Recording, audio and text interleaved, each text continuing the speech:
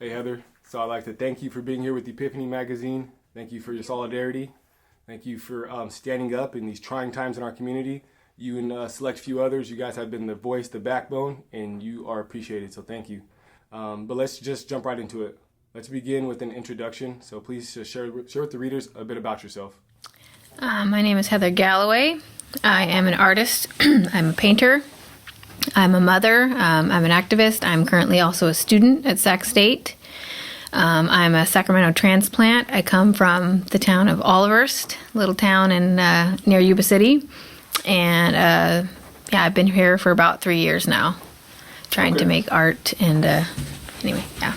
Cool. So you've been here about 3 years making art. Do you currently have like a home studio, or like where do you shoot? Where do you create? I do. It's a spare room, which is a new thing for me. I've never even actually had a space that I could work in outside of my living room / bedroom. So now we have a room that's like our office, and it's a studio space. It's where I make stuff.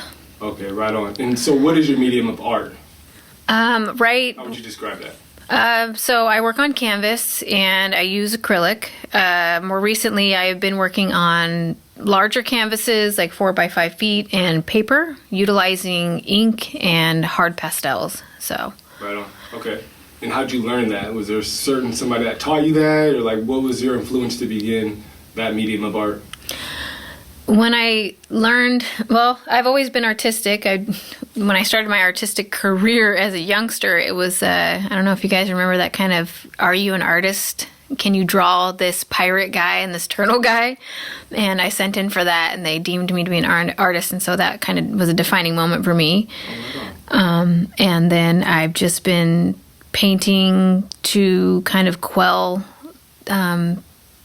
the demons in my mind. It helps me to center myself. Painting is where I find my my peace at in my mind. So nobody really taught me. When I started, I didn't even know who Jackson Pollock was or any of those things. I didn't really have a formal like education or background in art. I didn't know anything about it. I just liked putting pigment on paper or on canvas. Yeah. And I agree with you. And it's something about creating. It definitely is like therapeutic, you know? That's what it does for me. So I'm right there with you on that.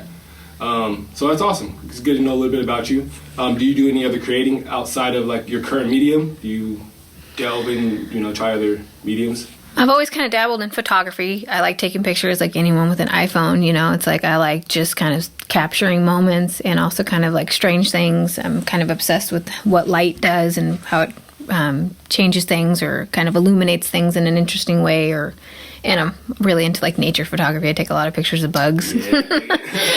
It's kind of super hard. Like that's crazy. That's your choice of photography. That's crazy hard. Yeah, I mean it's nothing professional by any means, but it's for me. I enjoy it. I like giving them a stage. All that matters. The little guy. Right. So let's jump into like current times right now. So within the community right now, like I said, you've been a voice of advocacy lately with matters that are concerning like specific organizations. What motivated you to speak out and like begin that petition? I had a friend who relayed to me their experience with this particular organization, and it was not a good experience, and that kind of set the tone for me and how I felt about things that were happening behind closed doors. So I caught wind of these evictions that had happened, and immediately I went to the director's page because I wanted to see if there was a statement made or some sort of like acknowledgement of the situation, and found out that I was blocked, which I thought was kind of weird. So then I like went back through in my mind like, well, why would I be blocked? And I couldn't come up with anything. I hadn't had any negative interactions. And so from there, I just was like, I felt compelled to distance myself from that institution. I felt like that was kind of a shady practice to immediately sort of blackball me in some instance in a digital way, in an online way.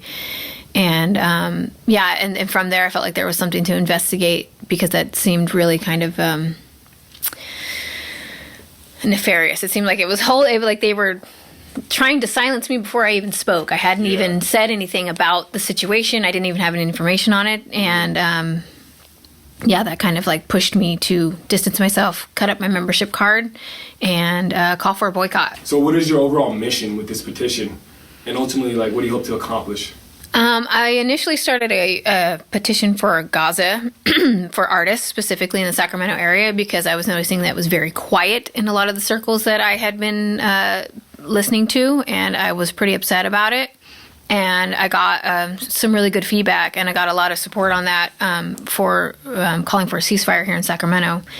And I just felt like it was important. And from that stemmed me saying, like, well, let's make a petition about this situation. Let me see where people are at on this. Let me just outline what the artists were asking for, and then put in some things that I felt like were important to that kind of an institution running well as well. So the impetus came from the Gaza petition, right, and using the system that we have in place in order to call out things and to create this community for people to come together and to see, when as the numbers go up, that they feel more empowered to then speak on their experiences. Which is exactly what you've done.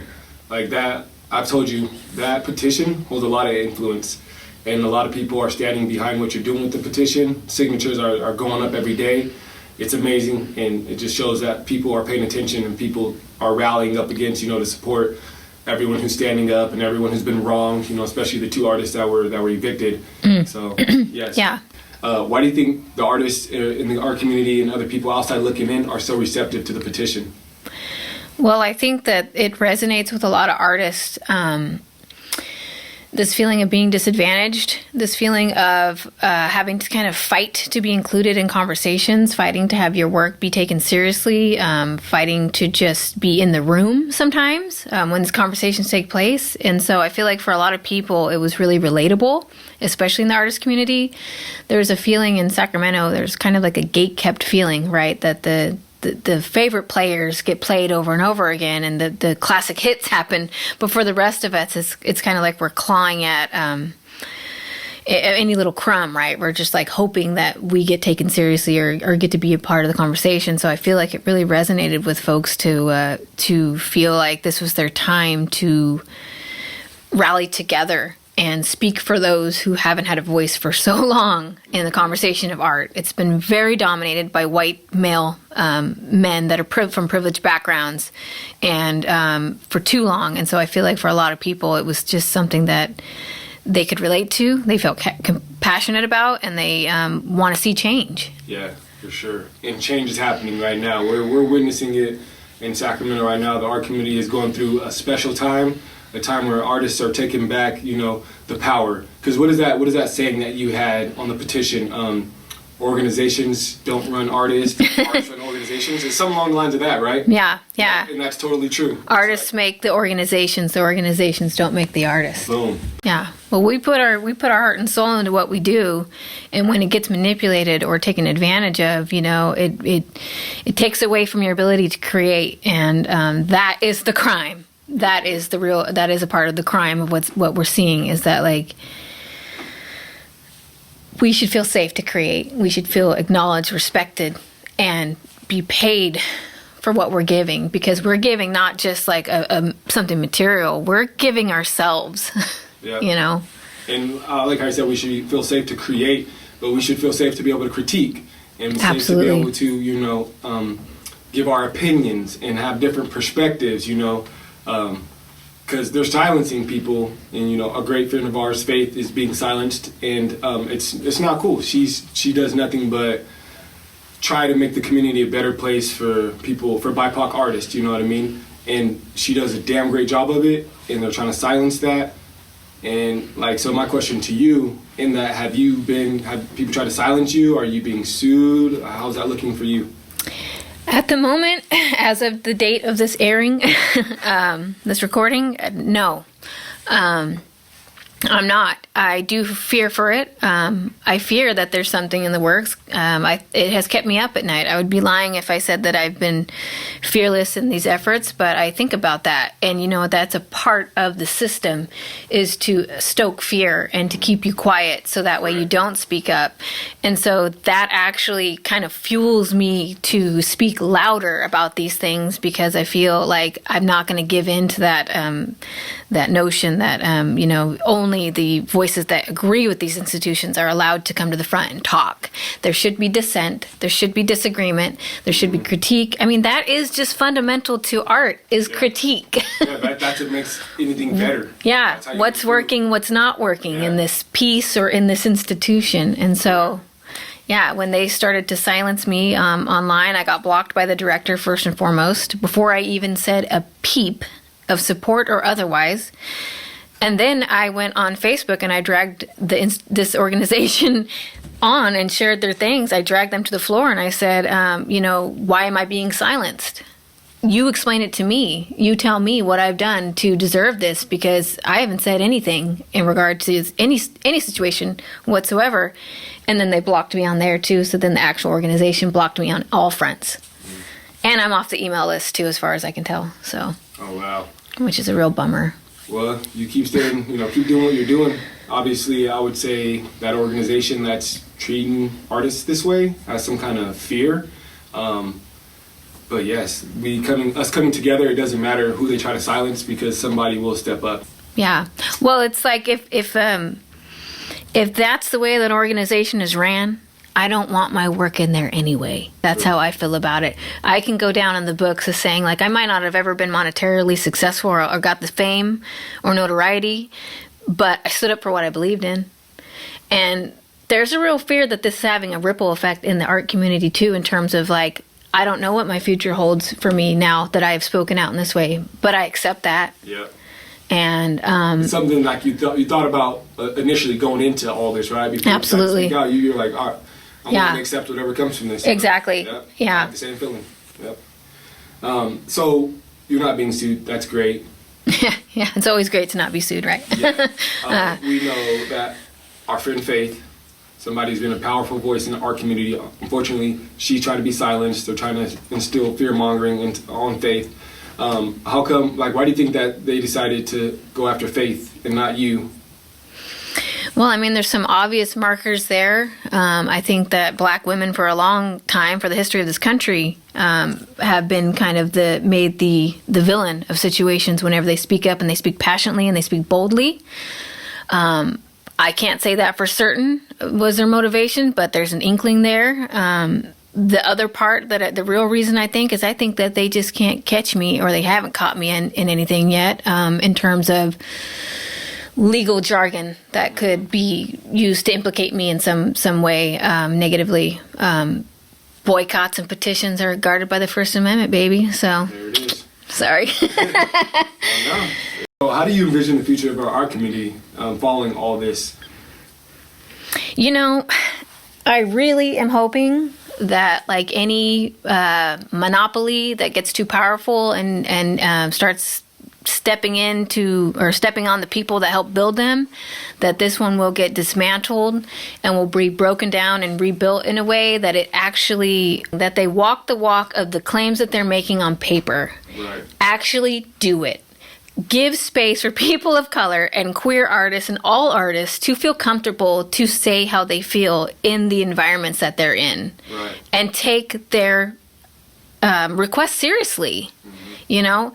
If you don't have a gender-neutral bathroom accessible, just put in a gender-neutral bathroom. It's not that difficult, And if you're going to make someone feel more comfortable in that space, that should be, paramount.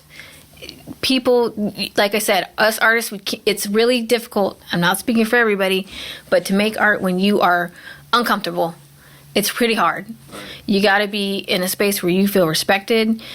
And you can look around and see people that look like you also, because anyway, I don't want to speak on that too much, because I don't want to, but truly, I understand that, it's just piggybacking off of that, that's why Faith is such an important figure in our community, because she is definitely a voice that advocates for us BIPOC artists, from the margins. Like, she is there. She makes sure that wherever people go, there's art that looks like us, you know what I mean? That's for us minorities or BIPOC artists. So that's why Faith is definitely somebody that we need to continue protecting. Yeah. So in order to prevent big organizations like this from silencing artists, what do you think, what are solutions that you think we can implement to get more of an even playing field? I can't speak on the BIPOC solutions because obviously coming at this as a white woman, I think that the first step to any sort of dismantling and putting back together is transparency